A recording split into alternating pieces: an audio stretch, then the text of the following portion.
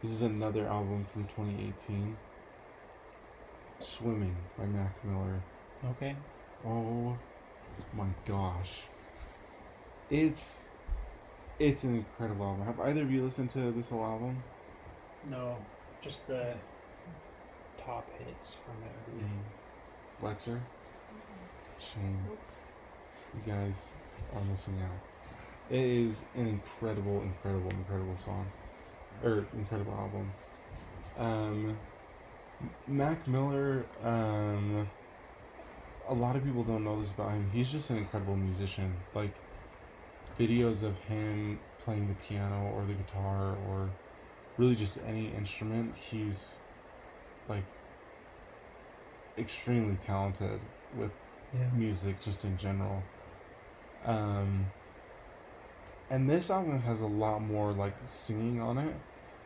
And I think where it's really amazing is the hook on every single song is amazing.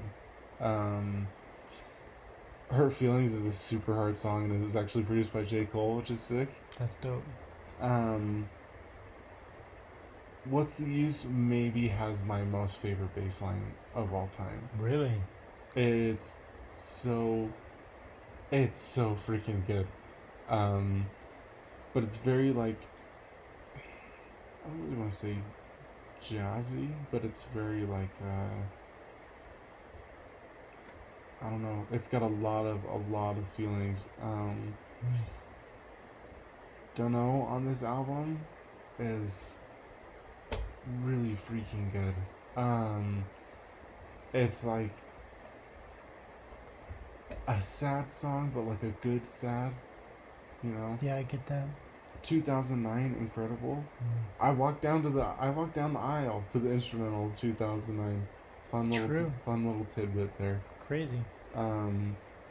Really good song. This is the last like finished album that Mac Miller made before he died, so it makes the album larger than life in a lot of respects. Yeah.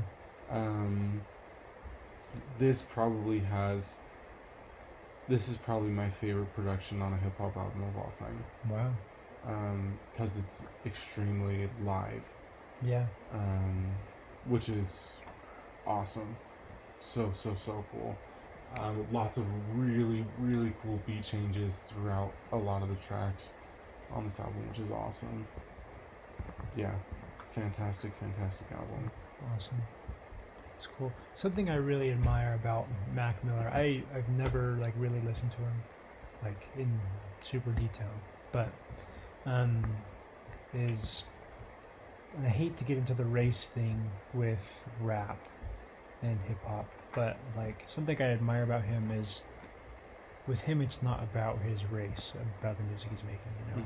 With some white rappers it is like they're rapping about white things.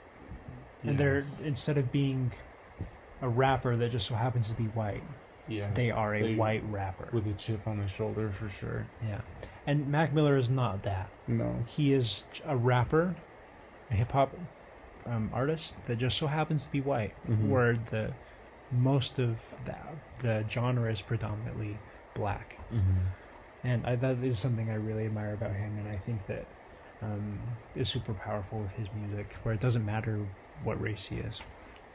He a lot of his freestyles on like radio shows, like there's one he's on Sway in the Morning, and he's just goofing around the whole time. And everyone's kind of like, what the crap was that? And he's like, why y'all gotta take these so seriously? Like, he's like, you guys are having me on here because I'm a good rapper to see if I'm a good rapper? Like, he's like, that doesn't make any sense. You know? Yeah. He seemed like a person who really, like, enjoyed life and making other people happy, you know? Yeah. Which you can really feel through his music. There's so much feeling and like just genuine thought put into it, which is awesome. This album actually was half of a concept album The other half was released after he died. Being Circles, so Swimming in Circles it's a double Gotcha. concept album. Yeah, Just really freaking cool. that is really cool. I didn't know that. Another cool thing with Mac Miller albums is all of his albums begin where the previous one ended. So the beginning chord in this song, in this album on Come Back to Earth, is the resolving chord from the previous album. Wow. That never plays. It never resolves, but it resolves with the beginning of Interesting. this album, which is really freaking cool. That is a really cool concept. I like that. But yeah, that's Swimming. Swimming is really good. I could talk about this album for a really, really long time, but really just like he just has a very easy way of delivering heavy material. Which I love. I love that about Mac Miller. He addresses really heavy things without it being like, because again, like going back to white rappers, it's like, and like my parents like totally abused me and stuff, and like my mom was like hitting that crack pipe and all that kind of stuff, and it was tough, man. I was white on top of all of that, man. Yeah. But he's just, his is like way below that, way deeper than that. Way more self-aware. Extremely, yeah. Yeah. Lost a good one. Rest in peace, man. Yeah, rest in peace to Mac Miller, for sure. Yeah, that's my 5. Yeah, it's a good 5. I like the diversity that we have as well. We're talking about a lot of different types of music, a lot of different albums. Very true. Which is more fun, I bet, for people to listen to rather than it's just talking about one or two artists that we just love a lot. Yeah, yeah. On to 5 for me. I'm kind of going back to my tastes have changed a lot over the last few years. This is another one of those. This is Led Zeppelin 4. Yeah, I knew you were gonna have one Zeppelin on here. Yeah. Zeppelin is obviously another one of the greatest bands of all time. And again, I kind of feel a little bit corny having both the Beatles and Zeppelin on here. This is a really good album, I mean, though. This album is only 8 songs, first of all, only 43 minutes. Every single song is almost perfect. There are at least 4 perfect songs, in my opinion, on this album, with the rest being really, really close. What are the 4? The 4 perfect songs are Black Dog. Yes. Perfect song. Stairway to Heaven, obviously one of the most famous songs and ballads of all time. Perfect song. Going to California, I also consider to be a perfect song. That is 7, and then 8, When the Levee Breaks. So good, bro. It's so good. So good. It's like blues and rock and like early grunge almost. That song is just, we're gonna go in here and And this with it. There's a lot of... He just censored himself, by the way. A lot of profanity I want to use when thinking of that song, because it's just so... It makes me feel like... It's a I powerful own song. the planet. Yeah. It is so, so good. And like I said, I didn't really... My dad loved Zeppelin a lot growing up, and so I knew a lot of these songs, but it wasn't something I ever really listened to, because I mean, in our day and age of music, people don't listen to Led Zeppelin. I mean, it's just completely foreign to our ears almost, with the type of music that we grew up listening to, in terms of on the radio and what's popular. It's kind of crazy to... Because I was actually listening to this album the other day, and I was like, wow, this recording quality is so bad. Yeah, it is. And it's, even the remastered versions. Yes, yeah, and it's not like they were just some rinky-dink band up and coming at this time. This is the biggest band on the planet after the Beatles. Yes, and it's still it's just so, we've just learned so much. Yeah. And we just have so much better ways to record audio now, but... Yeah, for sure. Man, what an album, man. Yeah. I mean, this is definitely, and maybe at some point we'll do the albums that we actually think are the 10 best albums of all time, but in my opinion, this is on there. Yeah, that's really. It's very close to being there, if not on there. I know, I'm also biased, so it's easier for me to say that considering it's one of my favorite albums ever. But really, really good song. bangers on bangers on bangers. We won't even get to Stairway to Heaven. I mean, that song speaks for itself. We don't need to say too much. Good. So good. That's my 5. On to your 4, my friend.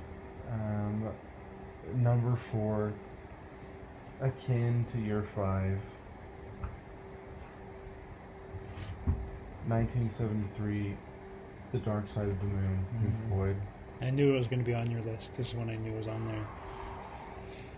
I had a really hard time deciding between, because I knew a Floyd album was going to be on here, and I had a really hard time deciding between this one and Have a Cigar. Have a Cigar is so freaking good, dude. Yeah. It's like 5 songs and it's amazing. Those 5 songs though are all amazing. Yeah. Dark Side of the Moon though, like, it's an experience. The whole album is an experience.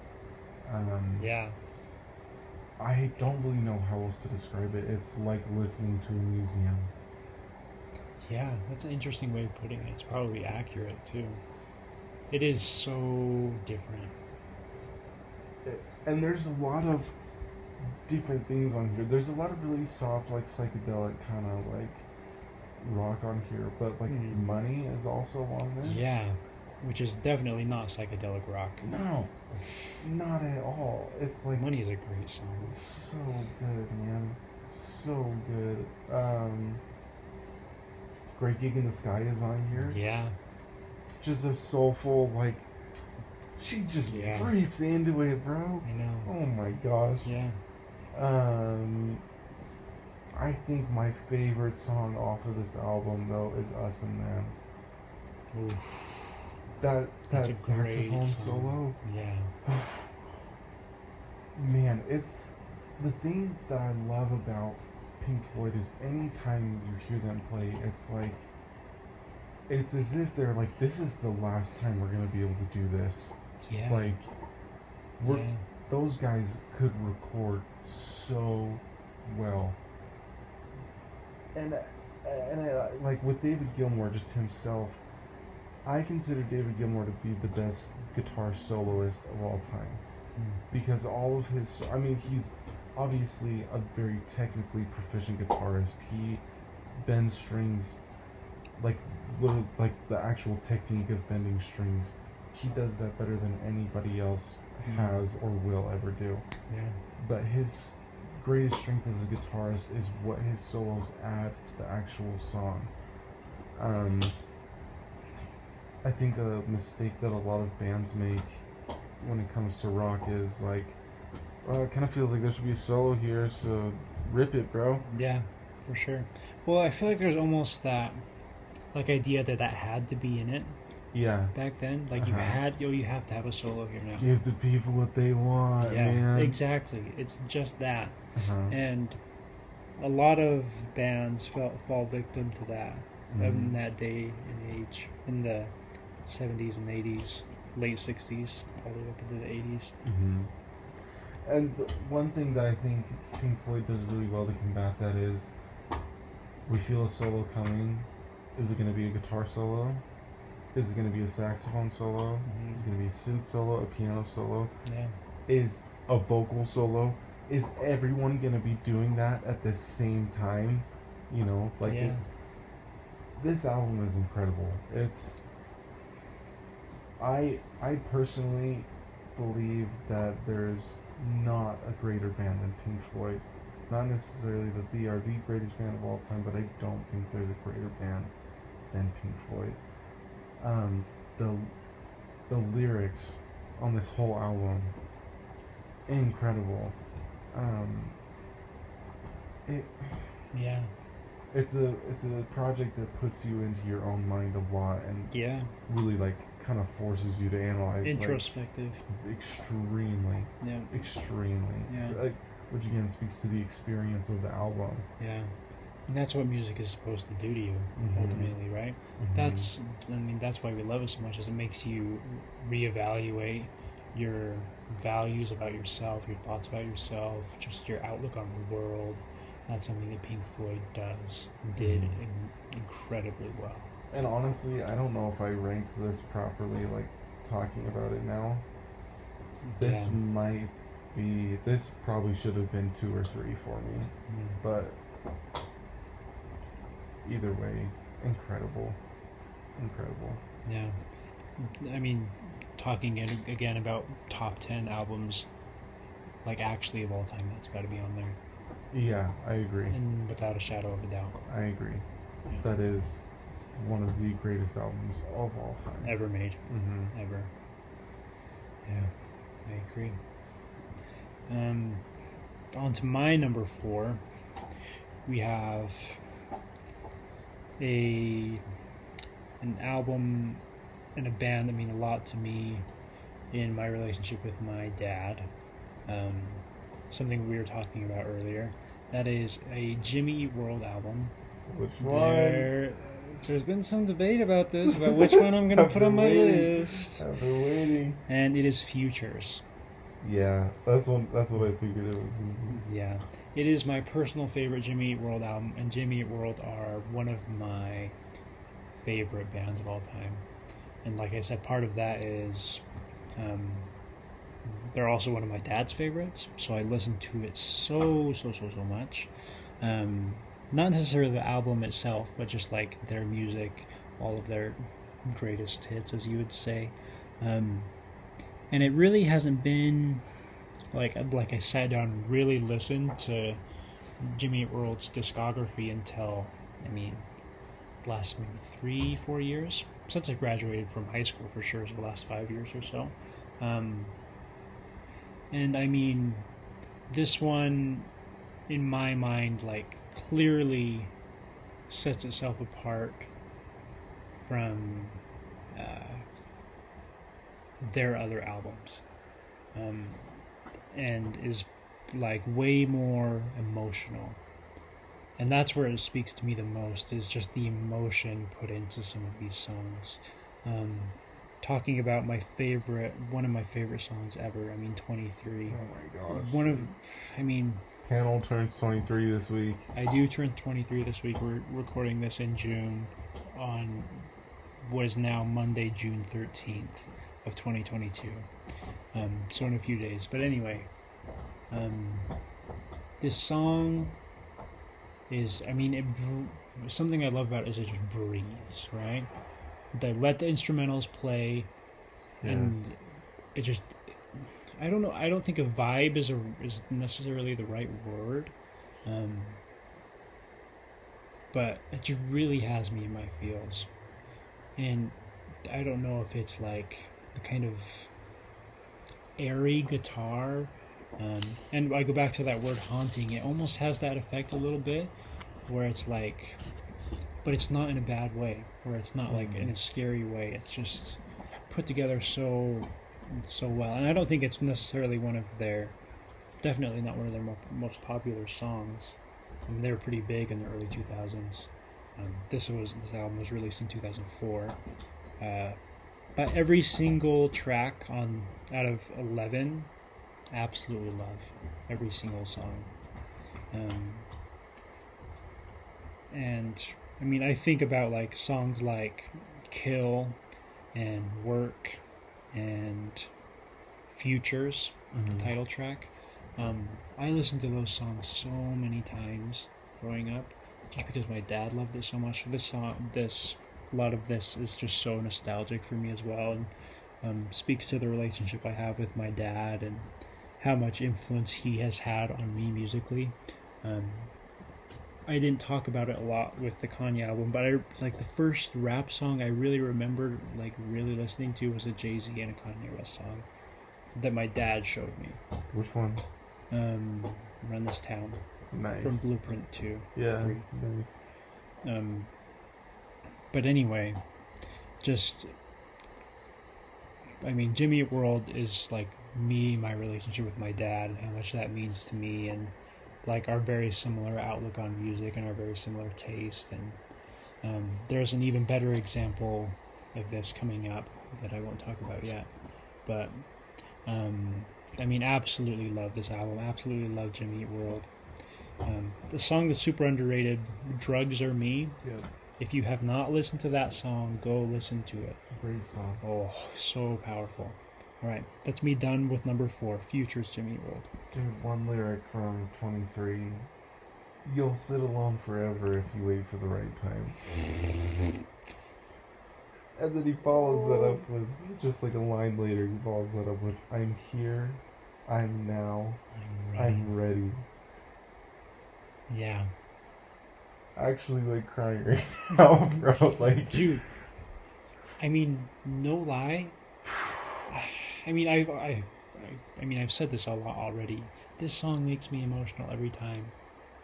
And I listen to this song a lot. This was my most played song of last year and was in top 5 like the previous 2 years. So, I mean, absolutely adore 23. And so powerful. Music, man. Man.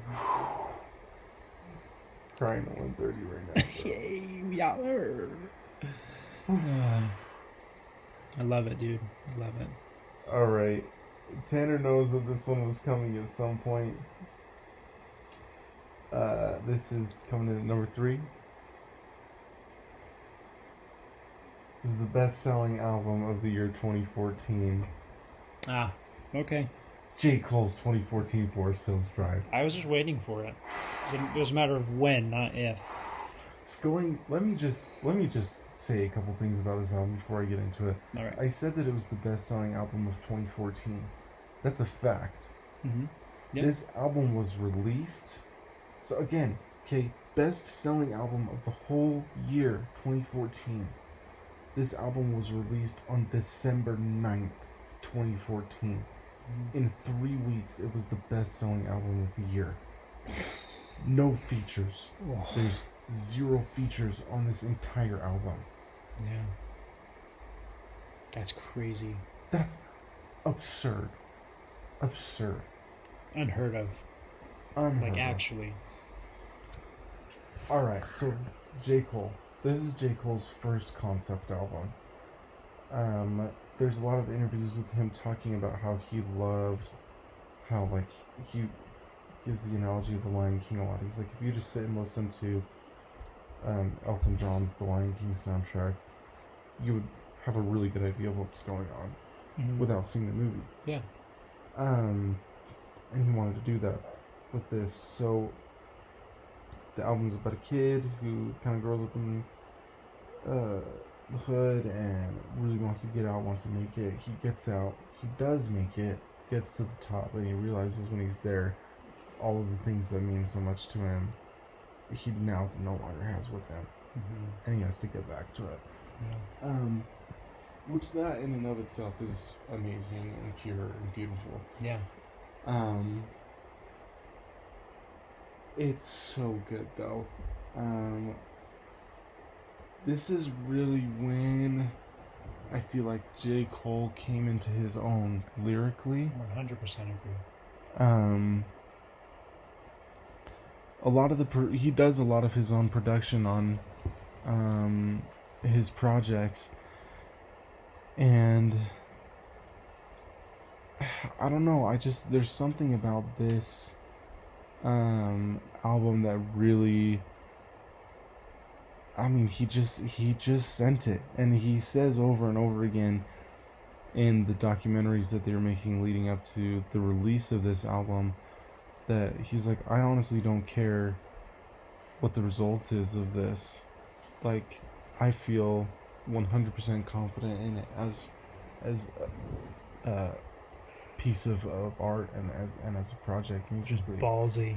Yeah. He's like, I have no features on here. We're releasing it at the exact wrong time, but whatever, we're going for it, One of my favorite songs on here, "03 Adolescence." I think it's a super overlooked song. Yeah, well, I mean, it's easy to with some of the singles that are on there, the most popular songs that are on that album. Mm-hmm. I think a lot of people haven't really listened to it, if I'm being honest. Yeah, no, I think you're right. Because there were like 6 or 7 songs that were really big from the album, which is more than half the album. And so people, I just don't think, go and listen to it like you're saying. Yeah. Tale of Two Cities, tough. Real tough. Real tough, while still telling a story, you know? Yeah. GOMD, tough, bro. G-O-M-D. No Role Models, anthem, bro. Still is. Dude, I saw a video of him doing it at a concert somewhere like 2 weeks ago. I want a real love, Jada, and it will love. He's like, I want a real love, and just puts the microphone down. Ooh. Doesn't say the line. Yeah, then leave a toothbrush at your crib, love. He comes back and he just that did age doesn't poorly, say didn't it. But it's so good, and ending with the last 2 songs, Love Yours, which is one of your favorite songs of all time. Holy crap, dude, that song is incredible. It is. Like, incredible. Lyrically amazing. It's what brings us to the conclusion of the album. The instrumental of Love Yours is insane. Ridiculous. Yeah, it's so good, man. And then, but I really love the last song, Note to Self, when he just sings the whole time. Yeah, amazing album. It's really what so the album that put me onto hip hop is Chance the Rapper's Coloring Book. This is the album that showed me what hip hop could be. Yeah. You know, and why hip hop is important. You know? What it's all about. Exactly. If you go through and listen to all this, see, the thing with hip hop and with a lot of these songs is, you know, okay, let's take A Tale of Two Cities. If you single that out and listen to just that song, you know, it's like, oh, it's just another one of these rap songs. Exactly. Yeah.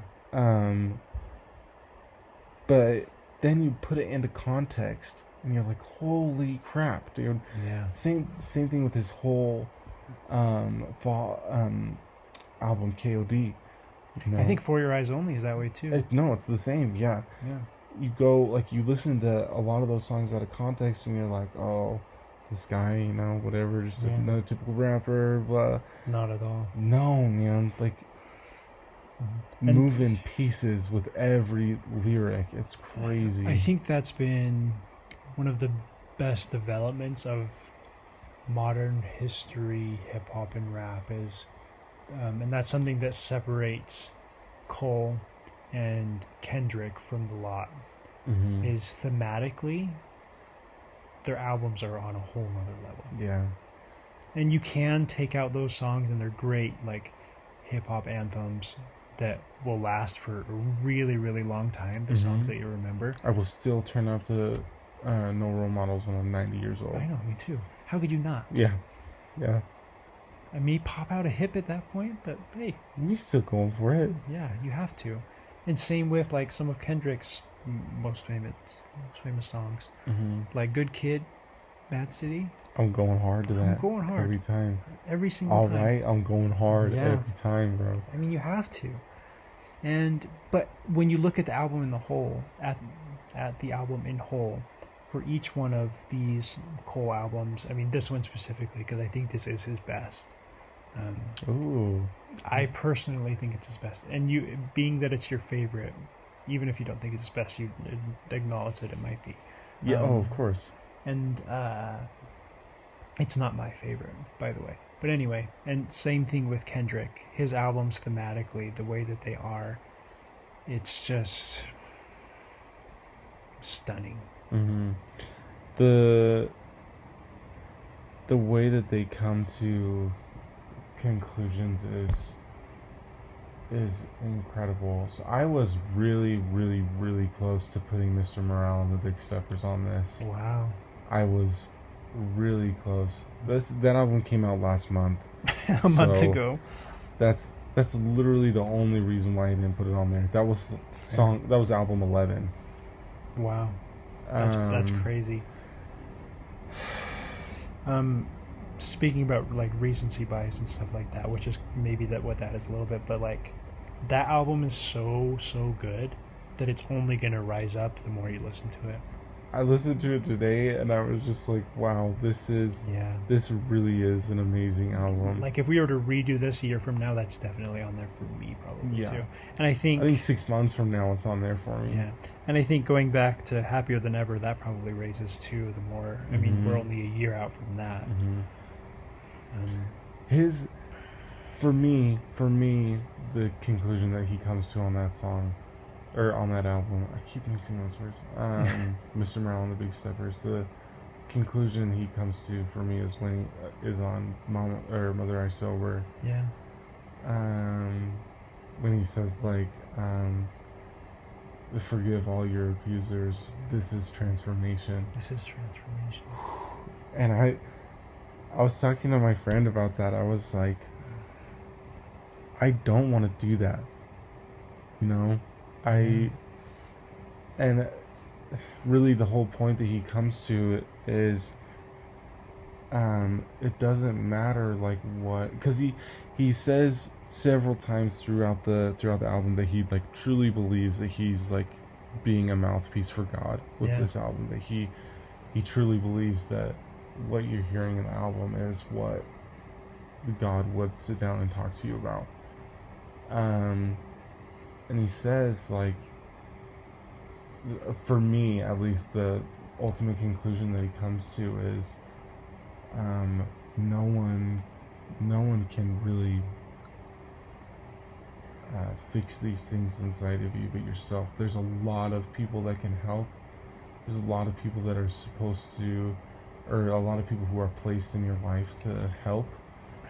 And even, you know, no matter what you believe in religiously, in a sense. Yeah. But even, you know, if you're someone who's like a Christian person, you believe in God, you believe in Christ, whatever you believe in, they can't help you unless you actually do it. Yeah. You know? And that's like his big thing that he has to come to terms with, and it's like, I know that, you know, but I really, there's a part of me that wants to just stay that person, that just wants to stay angry. We are so stubborn as humans. There's like all the time I think about how much easier it is to not fix yourself, how much easier it is to stay stagnant. It is so easy. And just like Kendrick talks about on that album, and I mean, we probably just need to dedicate an entire episode to that, if we're being honest. We do. But like, something he illustrates so perfectly is like just human feelings in general. Like, and I may have already said this on this episode, but like, it is so hard to put feelings into words. Extremely. And for you to be able to relate so well, like for me specifically, to be able to relate so well to what Kendrick is saying, and it's like he's talking about an experience that I have never ever had to deal with, or never will have to deal with. But for him to say it in such a way for me to feel something is incredibly powerful. Yeah. I mean, the guy's a Pulitzer Prize winner. He's a poet, you know, and a prophet in a way. Yeah, if people really would sit and listen to what he says in his music, they would honestly be inspired to live better. I remember finishing that album for the first time and being like, man, like what am I doing for myself right now? You know, what am I doing to the last song when he's just like Mirror? Yeah, and he's he's saying I'm sorry, but I have to choose myself. Yeah. And he feels so bad about it, man. He does. Because he's had this God complex. Yeah. I mean, he talks about it constantly throughout the album and in previous ones too, where he feels like he needs to be this mouthpiece. He needs to be this almost incarnation of God himself on earth. The first track, I stand on 2 words, heal everybody. Yeah. You know, that's how he's felt this whole time. Right. And then by the end, he's finally realizing, I choose me, I'm sorry. Mm-hmm. That's tough, man. And it's... Yeah. Man, it's such a hard thing to do, because it's like... Yeah. I feel like, at least for myself, like when I'm helping other people, I think there is a part of my mind that's like... It's like, a part of me has power over this person's shortcomings. Yeah. You know? Yeah. Which that's like... Which is crazy. That's some really, like, just honest and, like, makes myself sound like such a crappy person. But I enjoy having power over other people's shortcomings. I think that's a reason why I love helping people so much. Yeah. I mean, I really love just helping them just to help them. Mm-hmm. But there is a big part of me that's like, I'm doing something that you, like, literally can't do. Yeah. You know? Yeah. I mean, Because there's a selfish part to everything. Yeah. Yeah. I mean, because I get so frustrated that there's things that I can't fix in myself. Yeah. But I'm like, I can do this for someone else. I can do this, though. But to actually sit down and fix the things and work on the things and inside of yourself. Feel. You never feel guilt till you feel it sober. You never feel pain till you feel it sober. That's... I know. And that's tough, man. It's real tough. It's so true. I mean, that's another thing that's so funny about it is like all of these things that we know he's just putting into words. And it's like, man, that's so hard to swallow, but it's so true. It is, man. It is. So true. Yeah. Well, there's our detour into an album that isn't officially on either of our lists that we both love. Honorable mention for Honorable sure. mention was one of mine, I will say.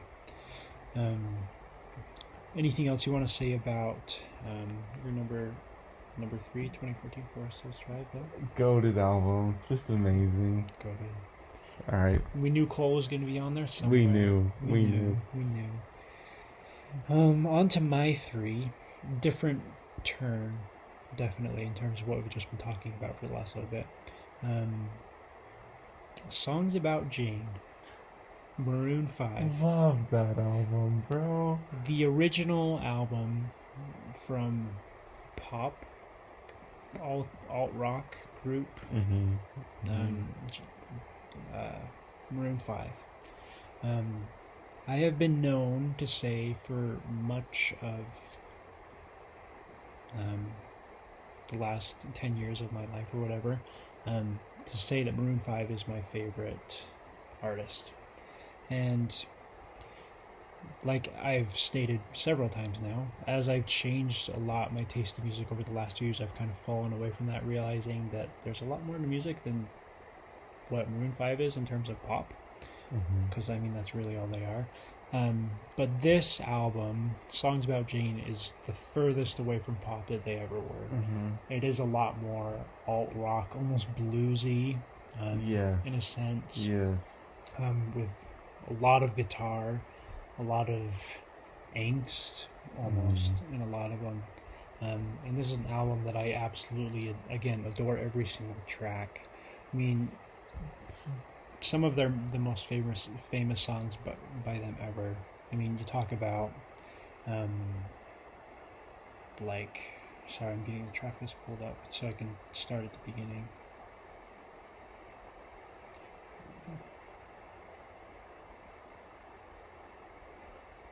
But I mean, you talk about This Love, which is a really famous song, and then arguably their most famous song, She Will Be Loved, which is a great song. Sunday Morning, another very famous song from them. But like, there's so many different tones on this album, surprisingly, and I think that is why it's a little bit more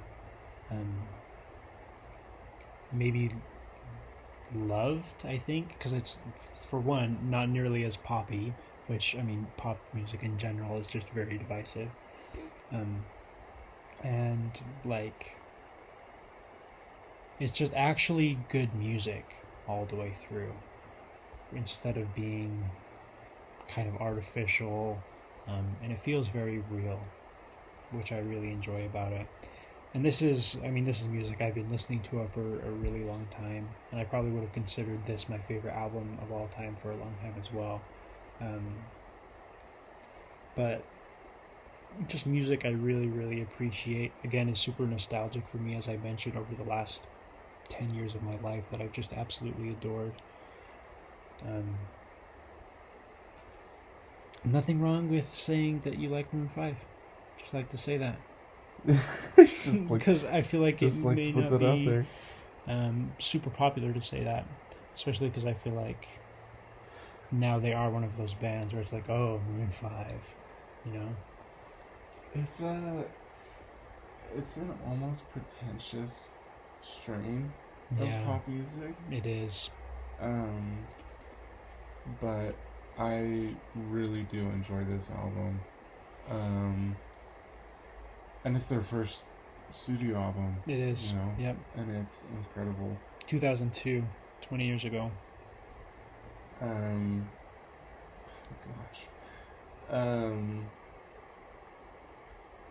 Yeah, man, really cool stuff that they did on this album. Yeah. The instrumentation on this album is way different than anything they've done since. A lot more for the time, obviously. And this, funnily enough, this album, while it's probably their most popular now, was not well received when it was released. No. It was like almost a year after when it kind of got that some radio time and recognition, which is really interesting when you think back on it, and it doesn't make any sense when you think back on it. But another one of those albums that's right around an hour. You can listen through the whole thing and just enjoy it. And thematically, it's pretty good all the way through, which I enjoy in an album as well. But that's really all I have to say about it. I mean, it's a little bit more simple in terms of a lot of the previous ones that I've talked about, with Futures being super deep, dealing with really heavy things. I mean, Led Zeppelin being one of a crazy album as well. Let It Be, all of them. But I mean, this is a little bit more superficial, I think, for sure. Mm-hmm. But it's something I really love and always have really loved. Yeah, solid pick. I like it. Thank you. I'm gonna have you do your number 2 because mine was true. Rush Your Blood to the Head. Yeah. Well, back to me again. 2. On to our second Kanye album. Can I guess? I mean, you definitely know. Okay, cool. Go for it. Cool. No, just say it then. Yeah, it's My Beautiful Dark Twisted Fantasy. Yep. This album for me, and I think for most everyone, is Kanye West's best album. Best studio album. Yes. In terms of critics, in terms of just the general public, I think it'd be pretty hard to argue against it in terms of being his best album. 1 through 10 are almost perfect, in my opinion. I love every single, I could listen to 1 through 10 without flaw, once a day, and be totally happy with my life forever. And I mean, I talked about Kanye a little bit earlier, and I mentioned just a little bit ago how my dad was kind of my intro to him. Again, him being a big influence on my taste, but this is just, first of all, from a production standpoint, immaculate. Yeah. It is something that, with Kanye being a producer himself, it's just so meticulous in every step that you take in every single song. And, but it's also, you get different feelings from every single song, too, without it coming off samey or, as too much. It's I don't even know like what to say about this album, just because it's so. It is Kanye. This is the most that's like him. It's you know what I mean? unapologetically Kanye. Yeah. This album actually has my favorite. I go through like periods where I'm just obsessed with one line from a hip hop song, and mine comes from a song. Mine right now comes from a song on this album, and it's actually from Rick Ross's verse. Dude, Rick Ross goes hard. Devil in a New Dress. I don't like Rick Ross's music very much. He goes hard on that song. That's his best verse. It's Ever. one of my favorite verses of all time. I love it. God bless the men I put this ice over.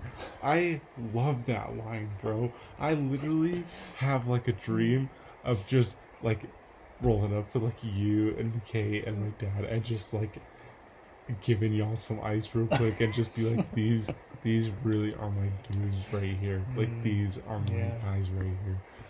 Like I have no idea why I just love that line so much, man. Yeah, I don't like Rick Ross either, but I mean, that's one of my like 3 favorite songs on this album. Kanye's flow on that song is incredible as well. Yes.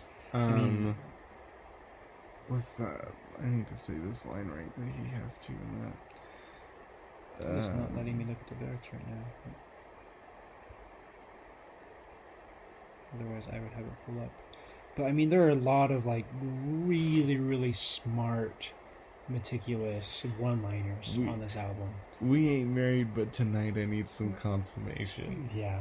I mean, that song is like really... I mean, that song is like really Kanye. I mean, we already said that this whole album is, but like kind of like a little bit witty, but kind of just in your face at the same time, if that even makes sense. Tactfully in your face. And like the references, well, I mean, mostly sexual, but like you just like, it's like you can feel it. And with the beat and the sample in the background too, it's just so good. And that's with every single one on this. Yeah. All of the lights sounds like a strobe light. Yeah, it like does. I don't know how else to say it. Like, yeah, it doesn't really make any sense. No. I remember the first time I heard that song, I was like, "What is this?" Yeah. I was just like amazed that a song could sound like that. So different, and kind of for the time too. Again, it changed hip hop at the time. Just like Graduation did when he released that. I mean, this is 2010. Ushered in a new wave again of hip hop music. I saw an interview with Jay-Z one time, and he was talking about Kanye, and he's like, Kanye's like that dude in the Cowboy and Indian movie where they're all kind of laying on the opposite side of a hill, and you know there's a bunch of like Indians on the other side, and they just send one dude over, and as soon as he goes over, you just see like stones and like arrows like flying over his head, and he comes back and he's like got an arrow like through his cowboy hat, and he's like, yeah, there's a lot of them. And it's like that's what he did every time he released an album. He was just like he just went over just to see what was over there. Yeah. And then everyone else just kind of was like, okay, this is what worked. This is the new standard. Yeah. And they just took bits and pieces from literally people. It got to the point people were just waiting for him to release a new album so that they could start making theirs. Yeah. Which is crazy.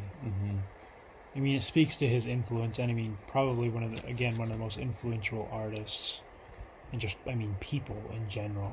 I would say he is the most influential artist of the 21st century. I agree. I don't think you'd be far off by saying he's the most influential person of the 21st century. Not of the 21st century, but in terms of pop culture, the most. Fashion, music, like the celebrity scene, everything.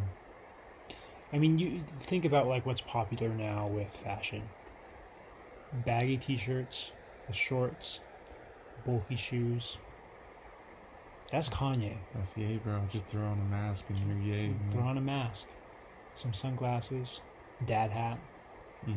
That's Kanye. That's Kanye, bro. I saw another interview with Shia LaBeouf, man.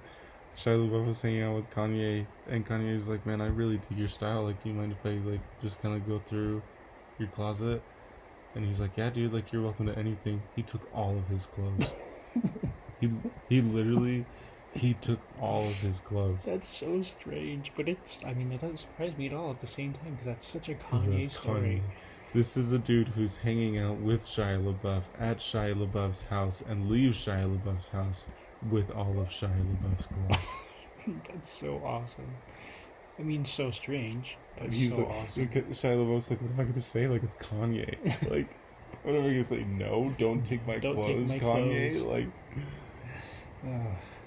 And I mean, there's a lot to be said about some of his antics and crazy things that he's said or done. And yes, all that comes with him. Yeah. But I mean, you don't get the genius No, that he is musically and as a producer without that craziness.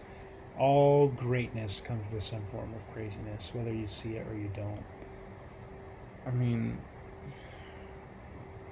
the dude was topping charts with gospel music. Yeah. Like, How? Gospel music hasn't been popular ever. No. Yeah. It's He's something different. extremely. And we haven't even talked about Runaway. I know. I've been waiting for you to bring it up, man. Yeah, now's the time. Runaway might be my favorite song ever. Whoa. I know. Whoa. The layering Whoa. and the samples, the way that it is just Kanye. And I know we keep saying that about all these songs and about this album, how it's just so Kanye. That is peak. No, it is. It's very much him just like, guys, I am like, there's no other way of saying it. He's like, I'm a piece of shit. Yeah. Like, for real. but it's cool because like that's who I am. Yeah. And guess what? Everyone loves my music. Like, and that song is like, but it really kind of does suck that I'm a piece of shit. Yeah, You know? it does. And it's like this almost paradox within himself. Yeah. And he's gone even more into like mental health and albums after this, which is a huge part of who he is as well. But like this is kind of just like a little peek into him. He says, I'm so gifted at finding what I don't like the most. Which is like so powerful. And I think that a lot of people probably relate to. And just the whole thing is like you said, this is me. This is who I am. And like, I'm not really sorry for it. But these are all the terrible things about me. Yes, man. This is it. To end that verse, I just blame everything on you. At least you know that's what I'm good at. Bro, what a line, dude. Yeah. Because it is, like, there's that. All of us just kind of suck. Yeah, we do. And we just have different, like we have ways of showing it. Yeah, and just, like, kind of accepting it, you know? Mm-hmm. Like, I'm always the dude that takes the last slice of pizza from the pizza box because I know every other person in the room is like, I want that, but I don't want to be the person to take it. I don't want to be the person to take it. Yeah. So, but it's like, no, that's in all of us, bro. Like, Yeah. there is a little bit of Kanye in all of us. So it's like, I really am better than everybody on this planet, and everyone else can just F off. He's bro. just the only one that's willing to admit that. Mm-hmm. And willing to deal we with hate the him for consequences. it. Yeah. I think you could probably say he's one of the most hated people. Yeah. Oh, easily. Yeah. Like, ever. Mm-hmm. I mean, maybe that's a little extreme considering some of the miserable things that a lot of people have done. But in terms of pop culture. I'm sure you get more people saying that they hate Kanye than they love Kanye. Yeah, I agree. But I'm a lover, not a hater, I'm a lover. bro. Thanks, Ye. Thanks, Ye. I could talk about that album forever. We could dive deep into every single track on that. Something I didn't mention, it does kind of tail off A little bit. just a little bit the last after 10 Hell of a Life. After that, it's kind of like goes a little bit sleepy, which is disappointing considering how good it is up to that point. But I didn't let that distract me from how much I loved the first 10 tracks. Because those first 10 are amazing. Yeah. Absolutely historic album. I think a lot of people would put that in top 10 hip-hop albums of all time. Yes, I would. Yeah, I would as well. Obviously. Yeah. But there's our Kanye stuff for the day. One at the beginning and one at the end of my list. There you go. All right, man. Top one. Let's hear it, dude. I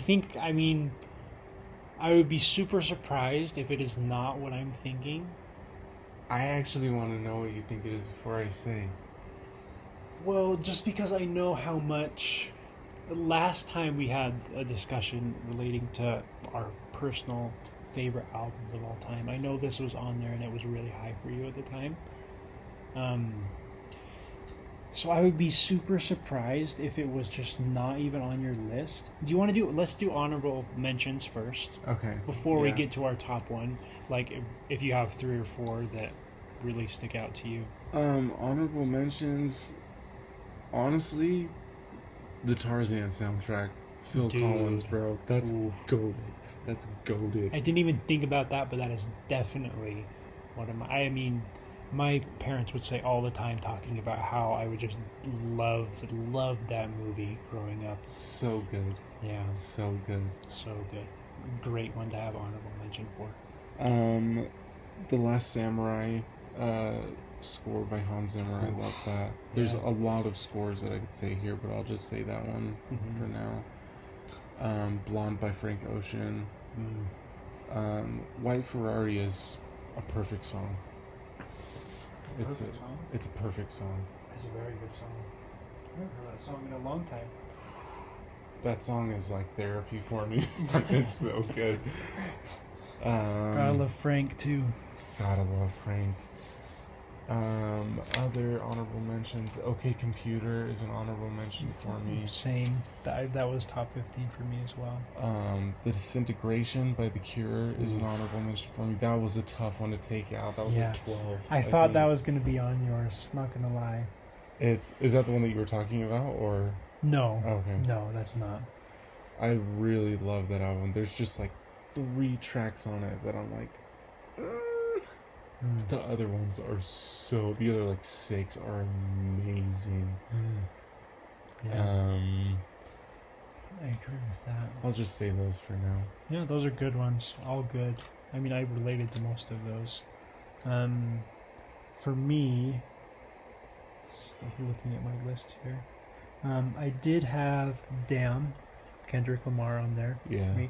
Listening to that when it came out was, transformative for the way I thought about Kendrick as well.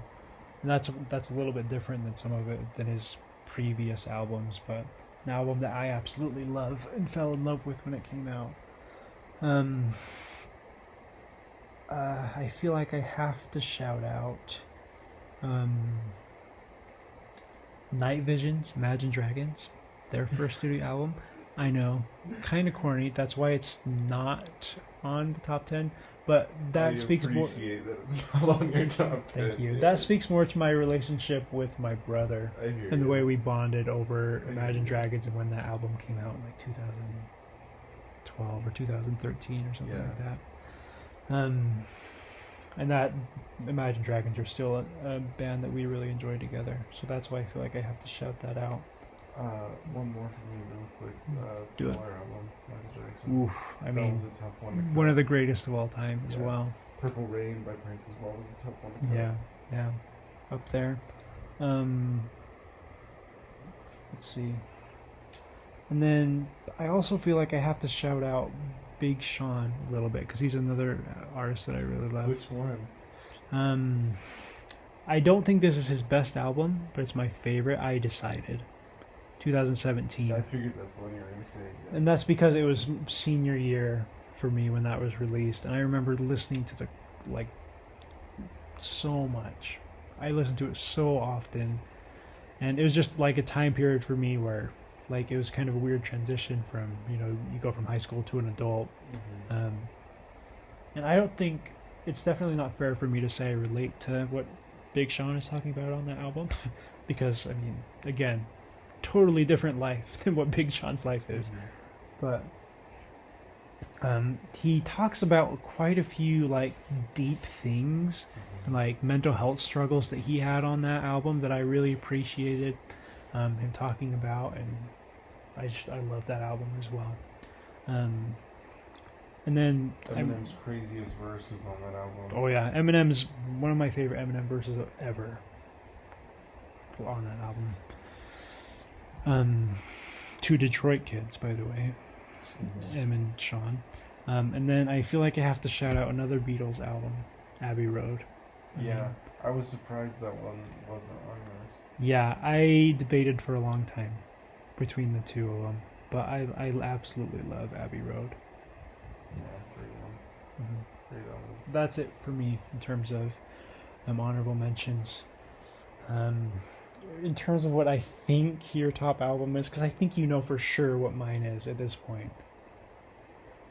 I'm pretty sure. Okay. And maybe I'm completely off here, in which case I will sound like a moron. But Glory Sound Prep. It is a John Bellion album, but it's not. It's not that one? It's not that one. Okay, so it's The Human It's Condition the then. Human Condition. Okay. Well, at least I got the artist right. I'm pretty happy with that. Well done, panel. I love Glory Sound Prep. It was hard for me to not have two John Bellion albums in my top 10. And honestly, probably just F Laney, bro, and put that one in there, but I didn't feel right having both of those albums in there. That's funny because that's the point I got to with Kanye. I was like, there's no way I can put two of his albums in my top 10, right? So, and then eventually screw that, bro. I'm just putting them both in there. You know what? There it goes. Malibu Nights is gone, bro. Hey, sorry, Laney. Glory Sound Prep is going in there somewhere. Glory Sound Prep is probably moving up to 6. Yeah.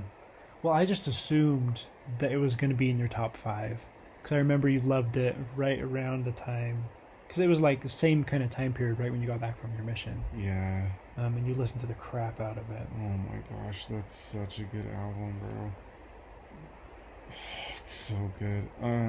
I think The Human Condition is probably what people would consider a better album, in terms of It is for how sure. it was received. It is. Human Condition is amazing. That's why it's my number 1. But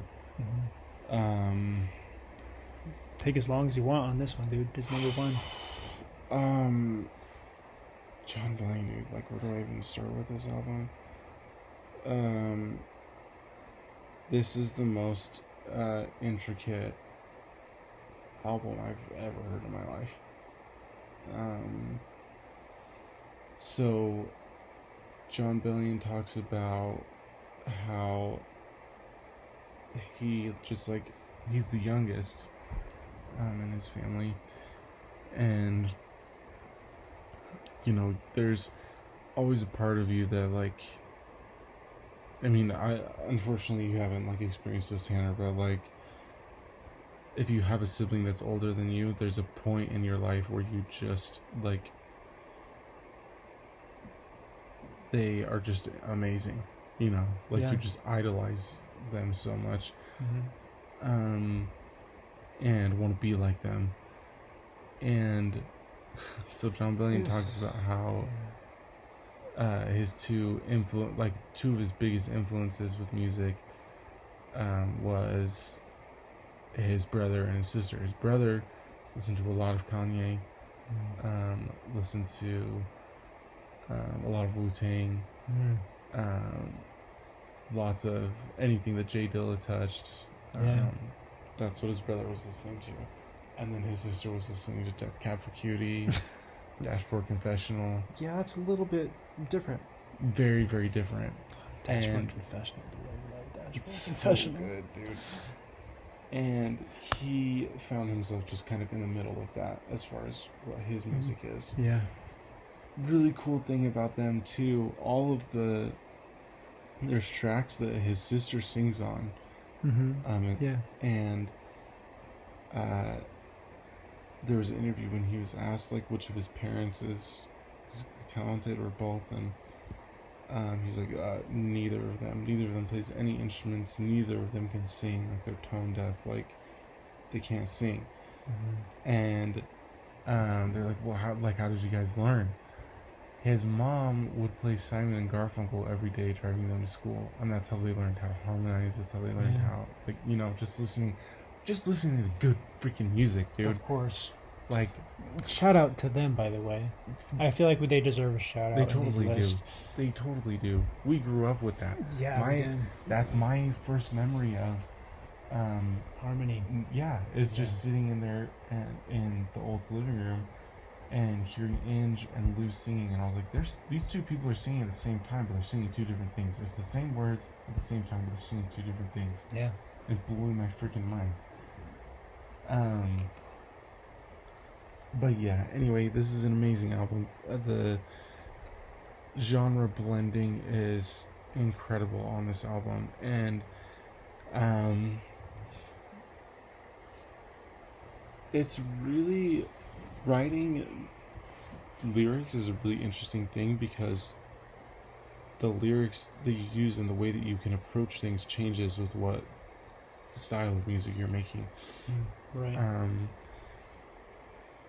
Anyone who listens and who enjoys writing, I encourage you to try and write in different styles, especially in hip-hop. Try and write rap. It's hard. Yeah. And it's cool though because you can approach points in a really cool way. It's really hard to build. It's really hard to write in anything other than couplets outside of hip hop. In hip hop, you can write in octuplets. You know, so you have 8 lines that build to a punchline or a resolution. You can't really do that in normal music. No, you definitely can't. But he does, which is cool because he sets himself up in a way that he can do that because of all of the just genre bending that he has going on, which is really, really cool. It is a very different experience musically in terms of anything that an average listener will be used to because of that genre blending, where it's not pop, it's not hip-hop, it's not rock, it's not alt rock, alternative anything. It's, I mean, again, I'd be interested to see what you call it. I don't have a word for that. Me neither. I mean, it's very, very different, and it's really cool. Sorry, we'll keep going. No, you're good, man. Something that's really cool on this album is the thing that he had with all of these songs, he called it his new litness test, to test the litness levels of a song, is he had to play it in multiple different genres, and if there was one genre it didn't slap in, it wasn't a good song. Interesting. So the song Guillotine, which is the second to last song on the album, he recorded a full version of it with himself, a piano, an acoustic guitar, and a string quartet. Wow. And he wrote a whole accompaniment for the string quartet, and he uses 4 bars of it in the actual final product. There's another one that's he did the same thing, just very like with the what the hell is that called? Just like a clave and a guitar and an electric guitar, like just a bunch of different versions, which I think that's so cool, man. I mean, you talk about people that just love music. Yeah, you can't get more dedicated to your craft than that. The amazing thing about John Billion is he started as a producer. He's writing for Rihanna, Eminem. Just like what Kanye did, his pathway into music. Yeah. And so he's always in like the bones of the song, right. You know, which is incredible. That's what he's been doing more of lately, just producing, right? Yeah, I mean he did JB, Justin Bieber. He's done a lot of stuff with, like, he's done a couple singles with Halsey. Yeah. Just a great writer of music and producer. Yeah. He's doing Tori Kelly's next album. Oh, really? Which I am so excited for, because that's the thing that she's always lacked as a production team. Yeah. Anyway, going through this album, it's a very, like, it almost feels like satire, especially like the song "Morning in America." You know, yeah, we're secretly out of control, and everyone knows it. Yeah, we all have our different things that we try really hard to hide from everyone else, and everyone knows that everybody else is hiding something. Yeah, you know. And I don't know, it's just really cool. He has a lot of songs, like he has a song called "Fashion" on this. That's it's just about just dressing up dope, and it's a ballad. Yeah, and it's a ballad. Yeah, it's so cool. But lots of really cool stuff done on this album. Absurd things. I think of the breakdown in "The Good in Me." That's just it doesn't make any sense. "Hand of God" makes no sense. So there's 14 songs on this album. "Hand of God" is split into two parts. The first part is an actual song, which is amazing. A couple lines that I'll just read from the song.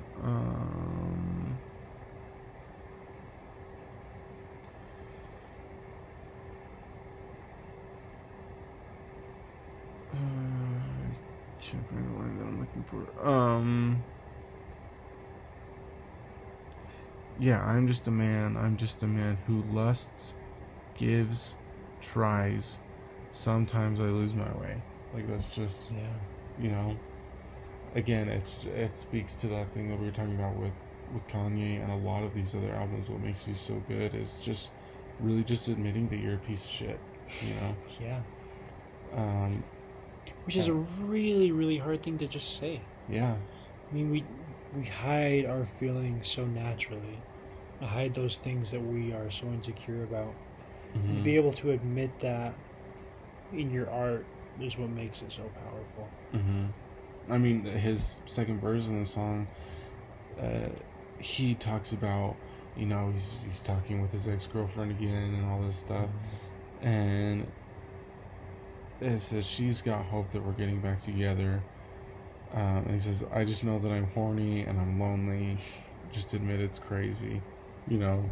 It's like, that's how it is, bro. You can't be more real if you tried. Yeah. So that's the whole first of the album, and there's this huge production on it. And a lot of his samples are just live, just like with his mouth, that he just makes and puts it in the sample pad and makes it sound sick. Yeah, which is absurd. It is crazy. The second half of the song is a medley of all 13 previous tracks. Yeah. Which I mean, something that really pisses me off is AJR just like freaking ripped that off on like anyway. I mean, a lot of people have since Yeah. done that, but that's genius. That's so amazing because that's what they do in musicals. Yeah. You know, It's exactly what a musical is. they have all of these songs, and then at the very end, you know, freaking in Les Mis, all when they all just come together, and they're all somehow it's like, how are all of these melodies working together? And it You just know? does. And it just does, because that's like, oh man, it's so good, dude. And that's what he does with this. And this is another album that's just 1,000% an experience. Mhm. You know. Yeah. Man, it's so good, dude. This is another one of the albums you've talked about that I didn't like ever really listen to. Mhm. And with him, I actively disliked him when I first heard this. Yeah. Which, I mean, I think is unfair. Part of it may have been like what you said, it comes off as satire for a lot of it. Yeah. Especially if you're not listening to it in the In context you're context. supposed to. Context Which, is so huge. I mean, again, we talked about that with Cole and Kendrick. Mhm. I mean, it wasn't until you got back from your mission, like, you need to listen to this. Yeah. And I was like, okay, fine. Because I trust you enough and I value your opinion in music, I'll do it. And it is a completely different experience when you listen to it in whole, and you get, like, again, thematically, you get what he's trying to do, what he's talking about, and it comes off just completely different, and it is actually, like, a work of art, Mhm. and it can be appreciated. Mhm. In a way that I didn't think that I would ever like it. And I'm not saying that it's something I love, but something that, like, if I wanted to go listen to, like, an experience, like you said, that's an album I would definitely consider going and listening to, because that's what it is. For sure. Yeah, way cool album. I highly recommend to anyone. Again, run time is 55 minutes. There you go. Seconds. It's just a perfect. 55 minutes is that sweet spot. It really is, man. In between, like, 57 and 54. Mm-hmm. Pretty That's crazy. the one. Yeah. Yeah, I love this album. It is incredible. It's a great number one. Yeah, makes me feel any kind of emotion that I need to. Yeah. It's cool. All right. You know what my number one is? I do. It's Weezer. Self-titled. The original. The Blue Album, as it is most often referred to.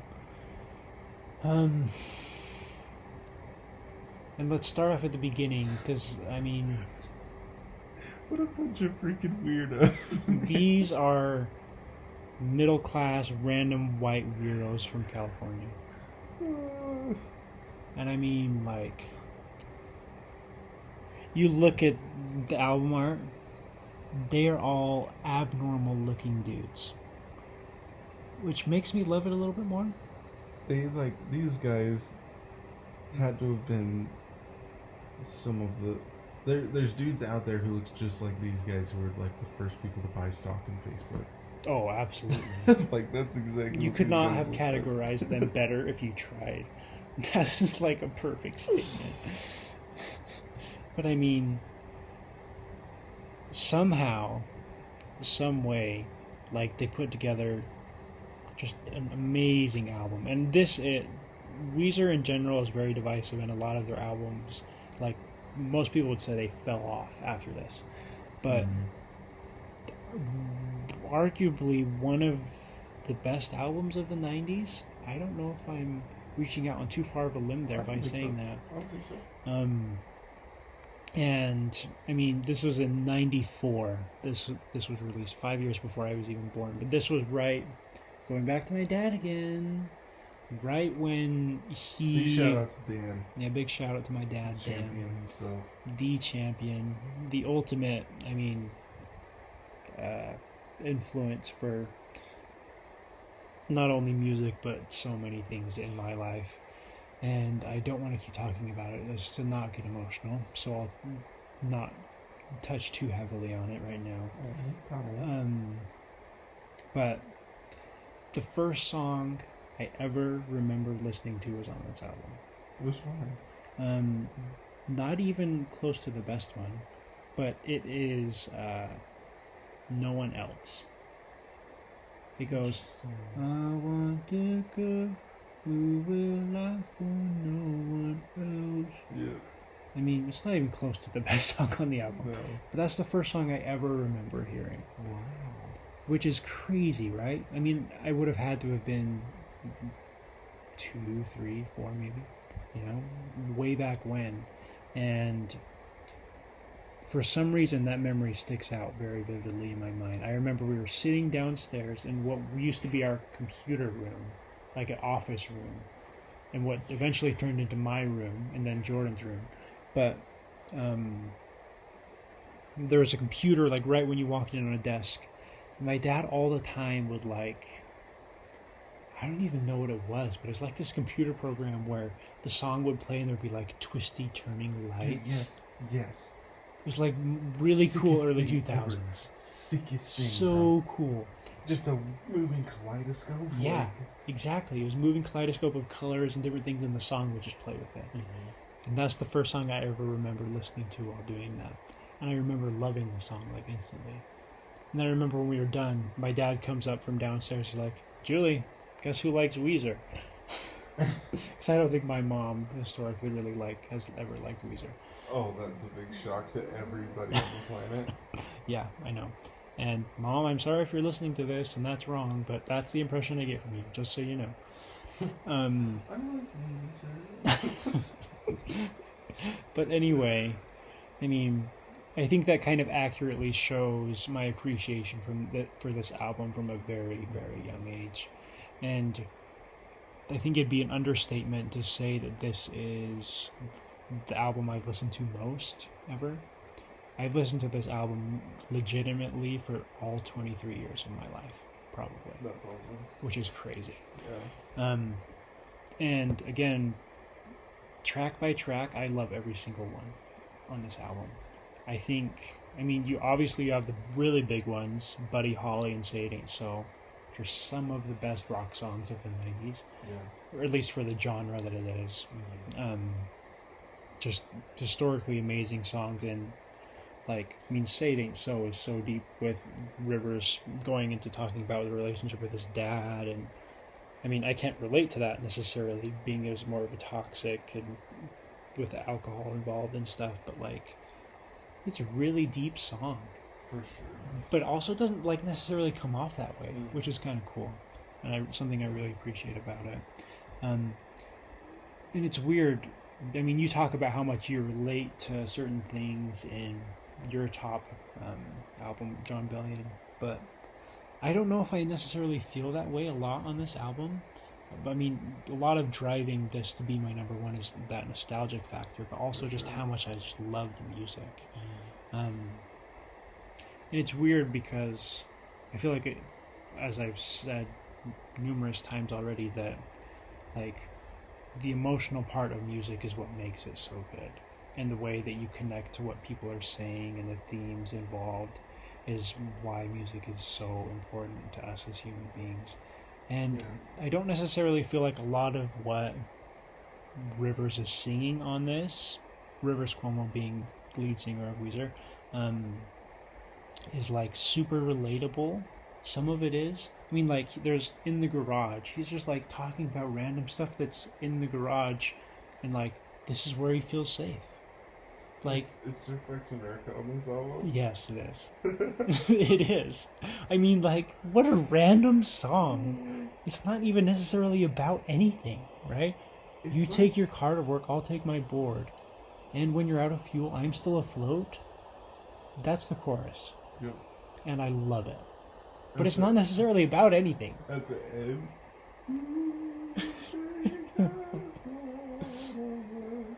Man, it's like you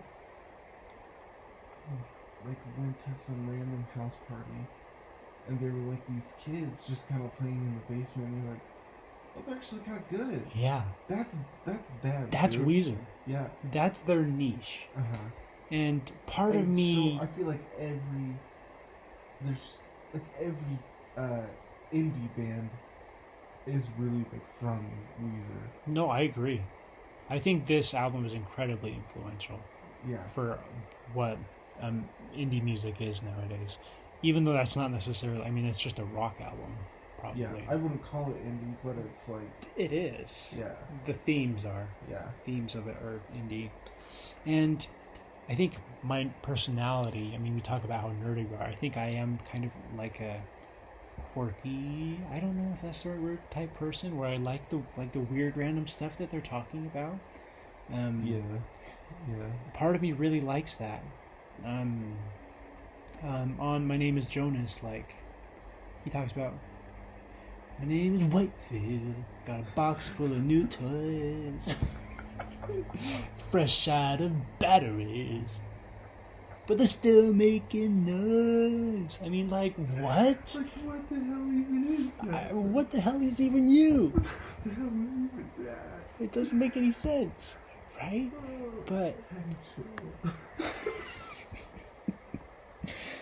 But I absolutely adore it. And I mean, I don't want to stretch and say I know every single lyric, but pretty dang close. Yeah. To every single lyric on this whole album. It's only 10 tracks, but that I know. And just the impact that it has had on my music taste, more influential than anything that I've listened to, for sure. Easily. Say It Ain't So is the greatest,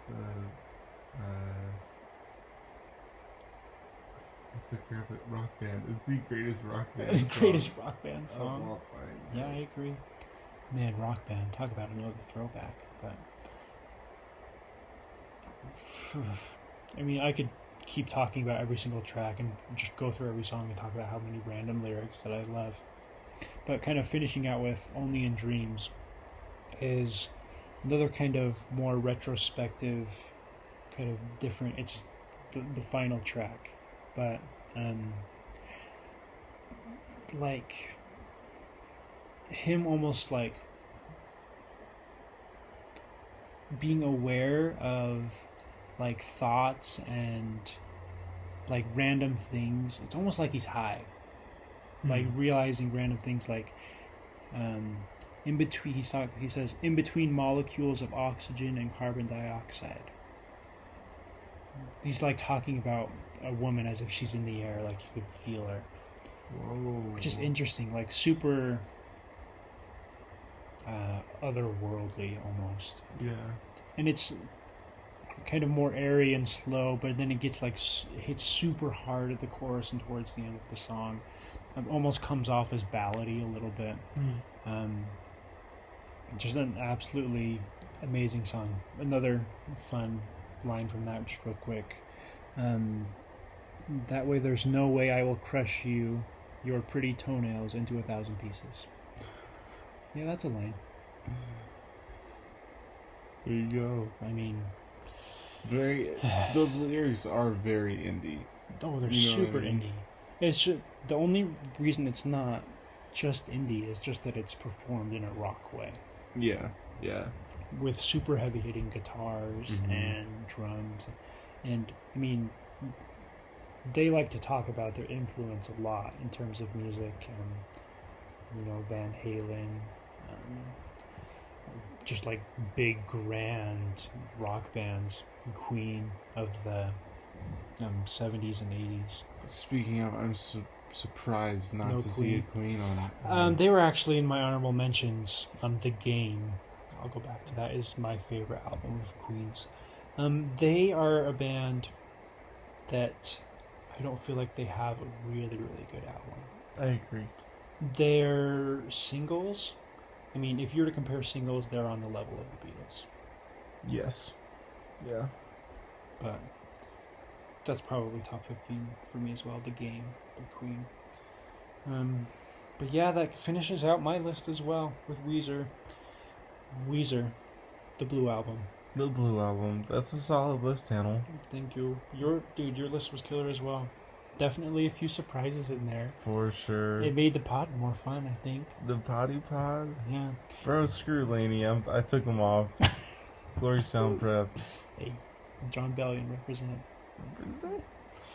Well, now that we've been talking for 2 hours and 40 minutes, I'm definitely not putting that in one episode. So, I mean, if you're listening to this, you will have realized that you're listening to the second episode, part 2, which will be places 5 through 1. But I hope you enjoyed it. Yeah, I had a lot of fun making this one. Yeah, me too. It's a lot of fun. I do feel like I maybe tailed off in my thoughts a little bit because it is 2 a.m. now that we're talking about. And like I became less coherent just slightly in what I wanted to say about some of my top albums, which is a little bit unfortunate. But that's okay. Hopefully we got the point across about like why we love these albums and what they mean to us, which I think we did a pretty good job of. Let us know your thoughts and on these albums, what you think of our lists. Don't absolutely destroy us if you decide to comment. But that's all for now, folks. Thank you for tuning in. Taylor, any final words? Dude, just party on, Wayne. Word. All right. We'll catch you next time. Peace.